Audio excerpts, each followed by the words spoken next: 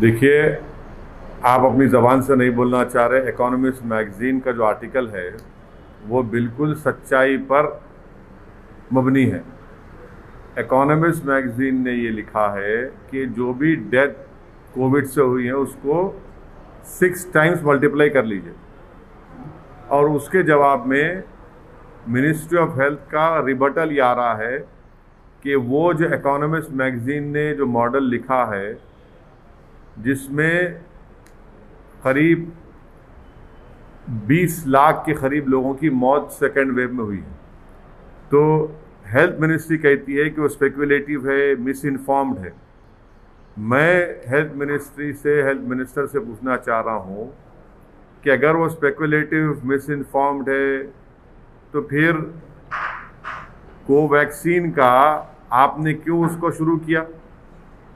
क्या वो कुछ पीयर रिव्यूड साइंटिफिक डेटा था उसका? अभी भी डेटा जमा कर रहे हैं ना।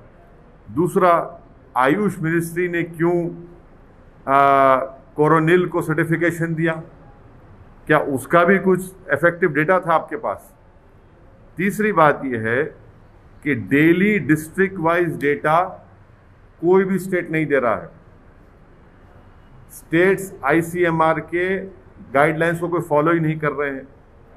और पांचवा पॉइंट जो हेल्थ मिनिस्ट्री कहती है कि उन्होंने बिहार सरकार को लिख कर दिया। बिहार सरकार को बिहार की हाई कोर्ट ने उनको क्वेश्चन किया, उनको खींचा, तो रातों रात बिहार सरकार ने फिगर्स को सही करके 3000 मौत का इजाफा कर दिया।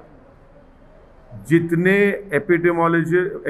एपिडेमोलॉजिकल मॉडल्स हैं, जो एक्सपर्ट्स हैं, वो सब कह रहे हैं कि डेथ्स जो हैं वो 5 से 6 गुना ज़्यादा है। और ये बिल्कुल सही है, इसमें कोई डिनाई नहीं कर सकता। ये सिर्फ मोदी सरकार ये कह रही है कि इतने मौतें नहीं हुए कोविड से।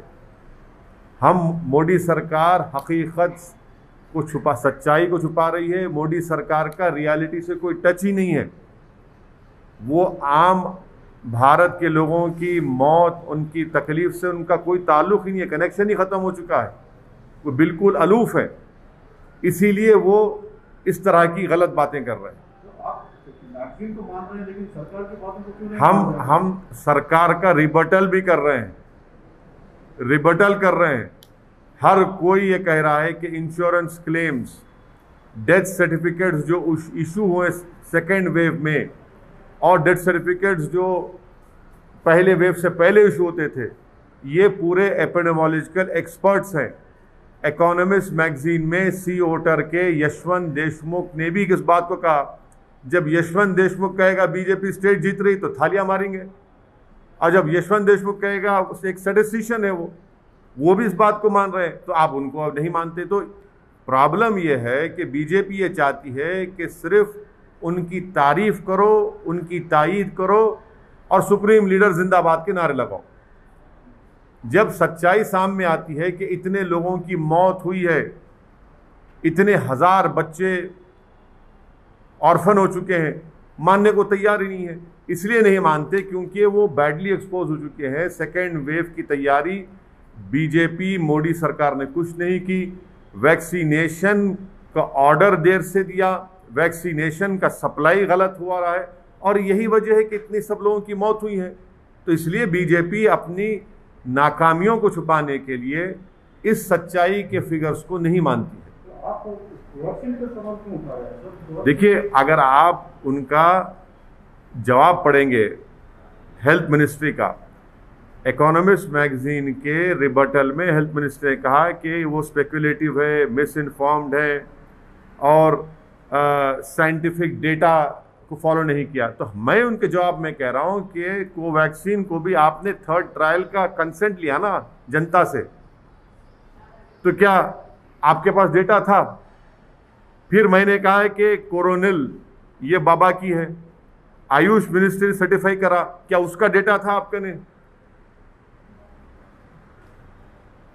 सर, आप एक तरफ कह रहे हैं बीजेपी को घेर रहे हैं, लेकिन इन सबके बावजूद आप देखिए बीजेपी और एनडीए पूरे देश भर में स्ट्रांग हो रही है। अच्छा, तेलंगाना में स्ट्रॉन्ग ओह। ज्वाइन कर ली है। बिहार में देखिए, मैं लास्ट जो सुना था कि अकाली दल बीजेपी को छोड़ दी, सब पार्टियां इनको छोड़ रहे हैं, और खुद बिहार में उनकी जो एक सहयोगी पार्टी थी उनके खिलाफ लड़ा।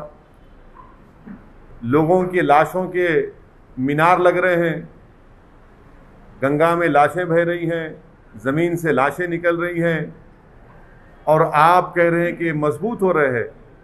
गरीब भारत का मर रहा है, और एनडीए अगर मजबूत हो रही है गरीब के मरने पर, तो फिर इस मजबूती का क्या फ़ायदा मेरे भाई। जब गरीब को दवा नहीं मिलती है, गरीब बेरोज़गार हो चुका है, खाने को खाना नहीं है, करोड़ों लोग बेरोज़गार हो चुके हैं, और इनकी तबाही और बर्बादी पर अगर एनडीए मजबूत हो रही है तो फिर इसको मजबूती कहेंगे आप। सर ऐसा तो नहीं है कि अभी केंद्र सरकार ने हाल ही में प्रधानमंत्री मोदी ने भी कहा है कि वैक्सीन फ्री में देंगे। हाँ, इसमें कुछ कर ही रहे ना सर। वैक्सीन फ्री में देंगे। कब देंगे? हम खाक हो जाएंगे तुमको खबर होने तक। हम खाक हो जाएंगे मोदी जी को खबर होने तक। कितने वैक्सीन आप देंगे जुलाई में? जुलाई में फ्रंट लाइन वर्कर्स को, स्टाफ को, और ओवर 45 जो एज के लोग हैं उनको 30 करोड़ वैक्सीन होना। आपने सुप्रीम कोर्ट को जो 9 मई को एफिडेविट दिया उसमें कह रहे हैं कि जुलाई में मोदी सरकार 13 करोड़ 20 लाख वैक्सीन देगी। अब ये एडिशनल 17 करोड़ क्या मोदी जी मैजिशियन है? ठीक है, आप लोगों की नज़र में वो बहुत बड़े गॉड भी हो सकते हैं, मगर वैक्सीन बनाने के लिए तो 3 महीने लगेंगे ना। आम फाट करने से तो नहीं आ जाएगा ना। ये वैक्सीन ऐसा है, आप भक्तों के लिए कह रहा हूँ कि टोपी से खरगोश निकालना आसान है, टोपी से फूल बनाना आसान है, मगर टोपी से ये नहीं निकलता वैक्सीन। वैक्सीन के लिए साइंटिस्ट को फैक्ट्री में बैठ के बनाना पड़ता है, उसके लिए पैसे देना पड़ता है, वो उन्होंने किया ही नहीं। तो जुलाई में ही 17 करोड़ वैक्सीन कम पड़ने वाले हैं। कहाँ से लाएंगे? क्या दिसंबर तक 213 करोड़ वैक्सीन आ जाएंगे? किसको बेवकूफ़ बना रहे हैं? सर बंगाल में भले बीजेपी सत्ता में नहीं आई, लेकिन उन्होंने अपनी मौजूदगी दर्ज कराई और स्ट्रॉन्ग अपोजिशन बन गया है। तो अब क्या लगता है तेलंगाना में जिस तरह से बीजेपी ज्वाइनिंग करा रही है यहाँ के मजबूत ओबीसी लीडर को, तो तेलंगाना में भी आपको लगता है कि मजबूत वो भी बीजेपी है उस तरह से? देखिए, ये नागार्जुना सागर का एक बाई इलेक्शन हुआ था ना, जमानत भी नहीं बचा पाए बीजेपी के लोग। हैदराबाद रंगारेड्डी महबूब नगर का एमएलसी का इलेक्शन हुआ, हार गई बीजेपी। नलगुंडा वरंगल खम्मम का एमएलसी इलेक्शन हुआ, ग्रेजुएट्स का, बीजेपी का 4थे नंबर पे चले गई। अब आप लोगों की नज़र में ये सब अच्छा दिख रहा है तो भाई मुझे नहीं मालूम, या तो आपकी दिमाग का नंबर ज़रा कम हो चुका है, आँख का नंबर कम हो सकता है या बढ़ सकता है, मगर ये दिमाग का नंबर अगर आप लोगों का कम हो रहा है तो फिर इसका इलाज मेरे पास नहीं है। हाँ ना हाँ, जीएचएमसी में उसके बाद क्या हुआ? अच्छा, जीएचएमसी में आप बताइए कि सेकेंड वेव में कहीं नजर आए बीजेपी आपको? इतने लोग जो बीमार पड़ रहे थे, पीड़ित परिवार के पास कोई नहीं गए। हाँ, कहाँ गए? मौत में गए, मौत में गए या जिंदगी में गए?